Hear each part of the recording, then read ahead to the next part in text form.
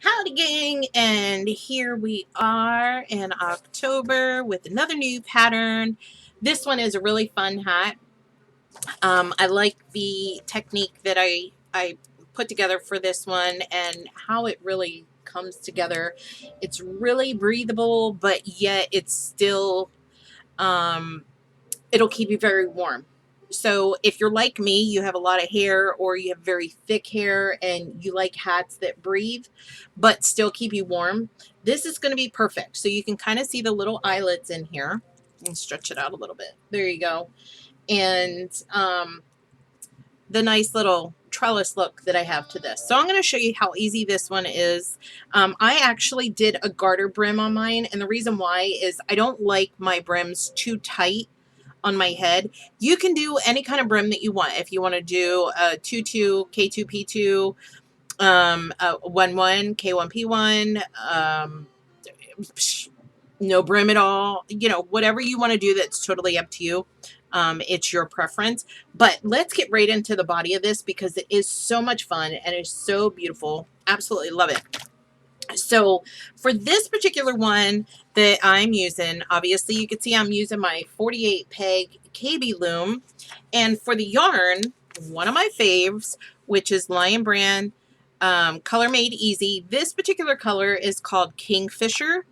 And even though the color might look a little different to you than it does to me, it's like a really dark teal, almost like a dark ocean blue-green color. Absolutely love it. And it's got a lot of bite to it as far as, even though it's easy to work with and it looks like it's thinner, it really keeps hats nice and warm. So I love working with this with hats.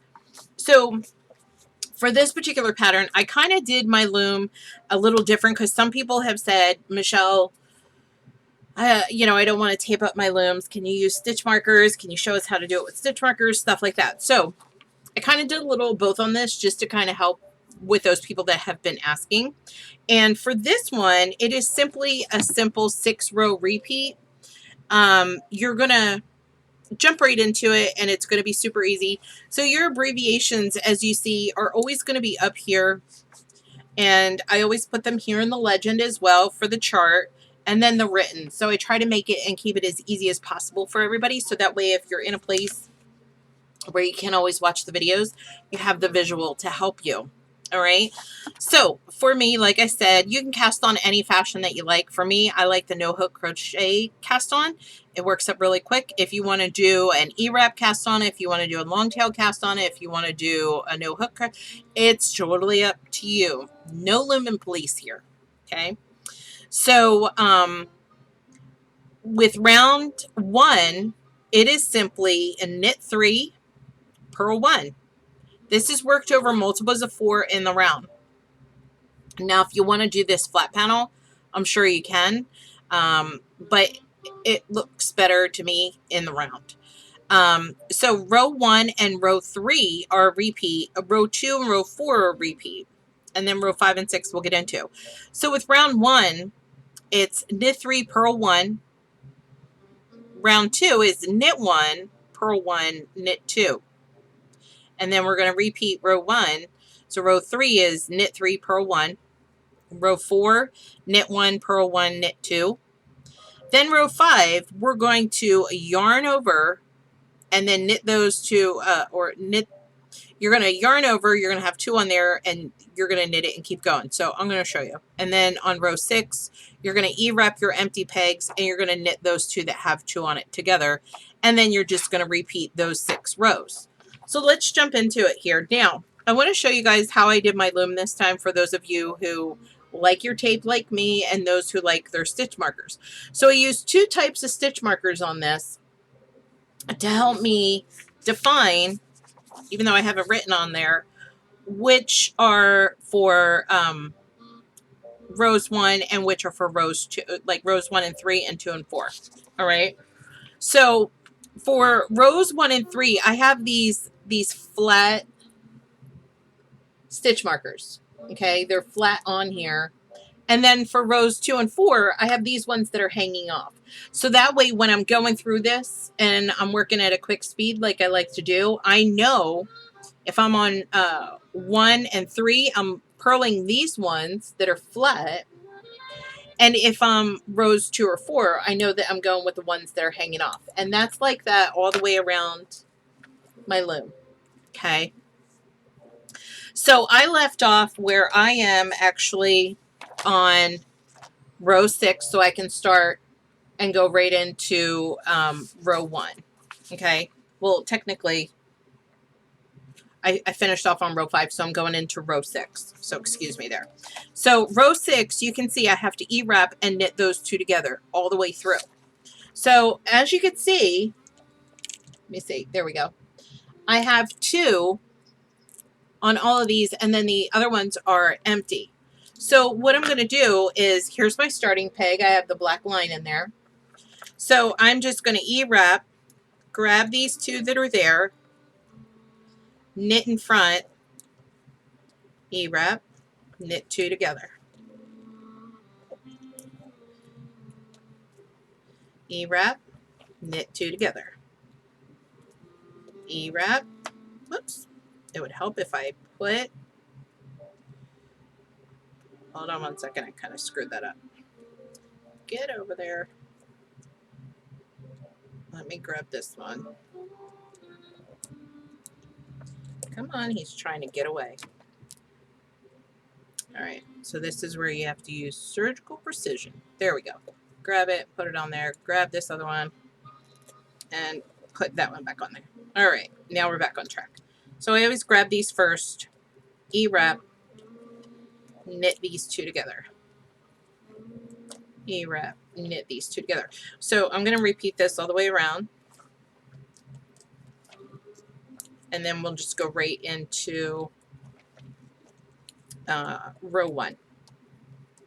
And this is another one that once you find your rhythm and you get into it, it works up super quick. So you will always know where you're at if you have a Stitch Row counter or an app. Like I like to use the app that I use, so that way if I have to walk away, I know where I'm at. But I can also tell if I have to get up and walk away. I try to leave it on, like with this one, I left it at the end of row 5, so I can tell by looking at it that this was the end of row 5, and then I would start with 6. So try to leave yourself with an easy setup, and then that way you know exactly what you're doing when you come back. Because I work at a lot of things at once, 2 patterns plus, you know, my tumblers and other things that I have going on, and I'm always jumping from here to there. I like to be able just to jump right back into something without going, where was I at? What was I doing? What stitch did I leave? No. I know when I leave something like this, I come right back to it. I know exactly where I'm at. All right, so I'm coming up on the last set here. Perfect. So now I have all my pegs with 1 strand on them. I'm going to change this light and see if maybe that helps a little. There we go. That helps a lot. Okay. So back at my starter peg. Now I know that with round 1, and what you could do, you can make yourself a note. If you're going to use the stitch markers like I did on this, I would write, you know, flat right here on rows 1 and 3, because I know that those are the flat stitch markers. And then on the 3, I would write over, because they're the ones that are hanging over. So on row 1, I'm going to knit 3 and purl 1. So when I write it on my, I'm going to move that out of the way. When I write it on my loom, you can see knit, knit, knit, purl. And then I go right all the way around and I do it that way. But because I'm using the stitch markers for this, for those of you who have asked me to use stitch markers, I know without even having to look at my tape which ones I have to purl on this row, because I know I have to do my flat ones. So whatever's easier for you. But you can go through this real quick once you find that rhythm. So the knits are either true knit or U-knit. I like using U-knit. It makes it a lot faster. Knit, and then I'm going to purl this one because it's a flat stitch marker. Okay, knit. And again, this is in sets of 4, multiples of 4. So whatever loom you have that's in multiples of 4, this is going to work with. This is obviously a 48. If you want to use a smaller yarn and use a thinner yarn and a smaller gauge, you can do 80 on this easily. It's totally up to you. So I'm just going to go right through this all the way around. And again, as you can see, it works up pretty quick. I'm doing what I call my speed purling here because it's not really tight and it saves me a little time.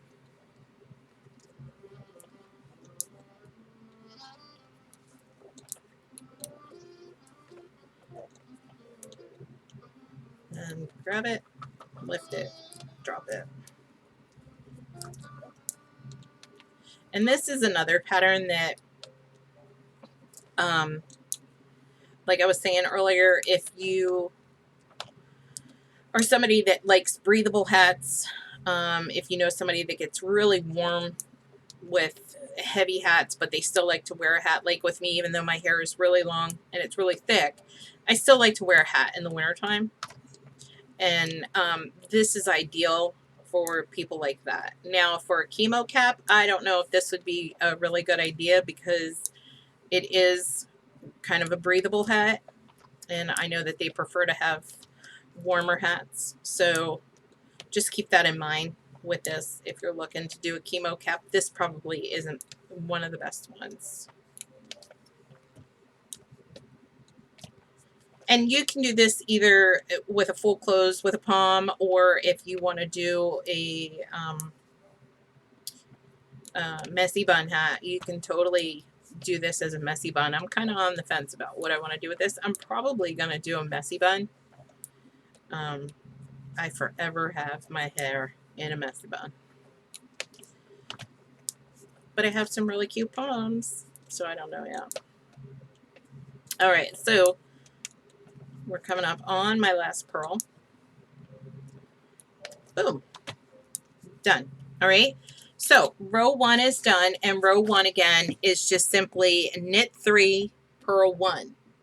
So now we're going to go into round 2, which is knit 1, purl 1, knit 2. And I know for 2 and 4, which are a repeat, these ones that are dropped off on the side, these stitch markers here, are the ones that I'm going to purl. These ones were before, but if you're looking at where I wrote, I'll move that over, you'll see I have knit, purl, and then knit, knit. So because I have these stitch markers hanging off, I don't have to look at my tape, and I'm just going to breeze right through that. So at my starting peg, I'm going to knit, then I'm going to purl, and then I'm going to knit, knit, knit. And just keep knitting until you get to, you know, whatever you use as your stitch markers, or, you know, the spot where it says on your tape to purl. So that's why I said this works up really quick. And once you get that rhythm going, you'll be done this hat in literally hours, depending on if you're doing an adult size hat or a kid's hat or whatever. It's going to work up that quick. So for me, this worked up, I would have to say, in about 4.5 hours. I'm trying to judge it based on the episodes of Lucifer that I watched while doing this. So I was like about 5 episodes, almost 5 episodes in. So that's why I said it takes about 4 to 5 episodes of a show that's about an hour long. I think they're only like 45 minutes long, but you get my point. So if you're just, you know, grinding away and wanting to get some gifts done, this is a great one, because once you have your rhythm, it's like boom, boom, boom. Next thing you know, you're done. You're popping these out really quick. And it helps to have the stitch markers on this particular one because I don't have to look at my tape. It's already there and it's very vivid, where I don't have to look down at my tape and see. So again, whatever is easier for you, that's what I'm about, is making things quick and convenient and easy for you. So this is round 2 that I'm on. And then remember, round 3 and round 4 are just repeats of 1 and 2. And then you're going to go into 5 and 6, which I'm going to show you.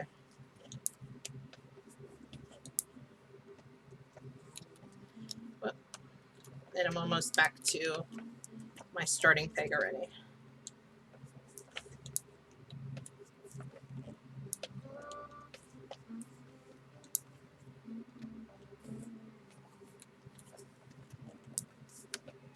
All right, here's my last set of knits. There we go. So now I'm back at my starting peg. Okay, so that was round 2. Now I am going to do 3 and 4, which is a repeat of 1 and 2, and then I will meet you back here when I'm getting ready to end on row 4, and we'll start row 5. So go ahead and pause your videos, go ahead and do rows 3 and 4, and meet me back here in a few minutes. All right, so I have finished my row 4, and now what we're going to do is we're going to go right into 5. So 5, you're just going to yarn over and knit. And you guys know me well enough to know that anytime it comes to moving stuff, you're going to knit those 2, and then you're going to go back and pull some slack and move it over.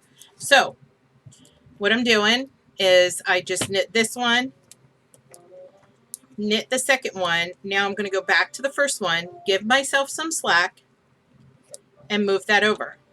Okay, knit 1, knit 2, go back, give some slack, and move it over. So basically anything that has a stitch marker on it, in this case, is going to have 2 on it.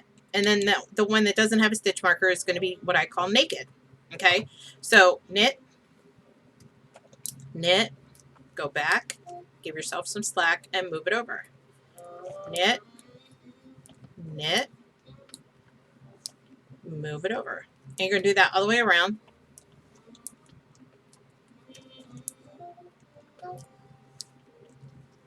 Until you get back to your starter peg.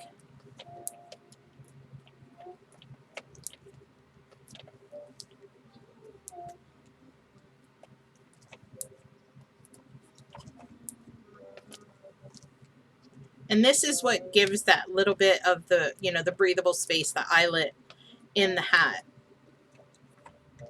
But it's not a really big open eyelet. It's more of like I guess I would call it a closed eyelet. If I wasn't E-wrapping and just bringing that yarn in front on row 6, then it would be a much bigger opening. But I just wanted just something small and breathable. All right, and now we're coming up on the last set. Slack and move it over. All right, so now here's my starter peg. That one's empty, and then I have 2. Anything with my stitch markers on them, whether they're flat or laying over, will have 2. The rest are naked. All right, so row 5 is done. Now we're going to get into row 6, and row 6 is basically an E-wrap and then knit 2 together. I should have put an E there so you guys know to E-wrap that. So we're going to E-wrap, and then we're going to knit those 2 together. So anything that's naked, when I say naked, it doesn't have anything on it. This is naked. We got to put some clothes on them. So we're going to E-wrap, and then I always grab these first before I bring my yarn in front and knit those 2 together. If it's easier for you to do one strand at a time when it comes to knit 2 together, you can totally do that. You know, it's just taking different streets to get to the same place. E-wrap, knit 2 together. E-wrap, knit 2 together. So you're going to repeat that all the way around. E-wrap, knit 2 together. E-wrap, knit 2 together. E-wrap, knit 2 together. Do you guys end up getting brainwashed by me repeating the same thing over and over again? I know people that have watched my 10-stitch video have told me that they have. But then again, a lot more people are getting it now, so I'm really happy about that.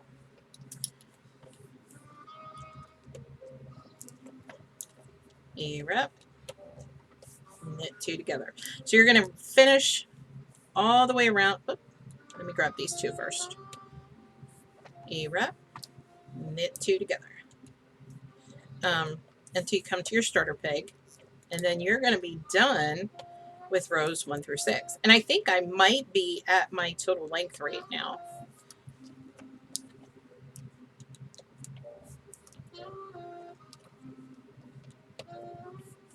I'll have to measure.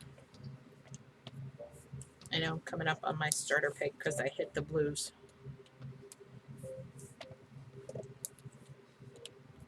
Yep, there she is. All right, so now row 6 is done. All of them are dressed. Nobody is naked anymore.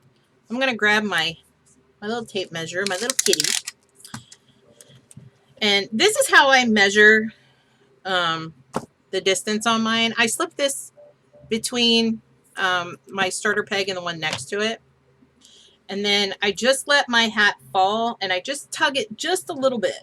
Okay, not stretch it out like this, but just tug it a little bit and then let it hang. And for this, oh yeah, I'm at my point. I'm at 9.5. I wanted this to be a little slouchy, but you can do your hats any length that you want. And you guys already know my 4-peg decrease, but you can easily just do my 4-peg decrease and then close your hat off, and then you're done. 1, 2, 3, 4. And then I'm going to knit 5, and then I'm going to go back to 4 and move 4 to 3. So there you go. So I'm going to finish this on this side and decide if I want to do a messy bun or if I want to do a pom. But that is how simple this hat is, just repeating rows 1 through 6. And you'll end up with a great hat. So I want to say thank you to everybody again who's been with me on this incredible ride. I can't say thank you enough for those of you who've been with me. The end of October, the 29th, is actually my 1-year anniversary with my patrons. And I can't say thank you enough to those of you who have been with me for the entire year. I love you guys so, so, so much. And I'm looking forward to another great year with a lot of exciting new patterns and great things to come. So thank you all so much. Happy looming, and I'll see you out there. Bye.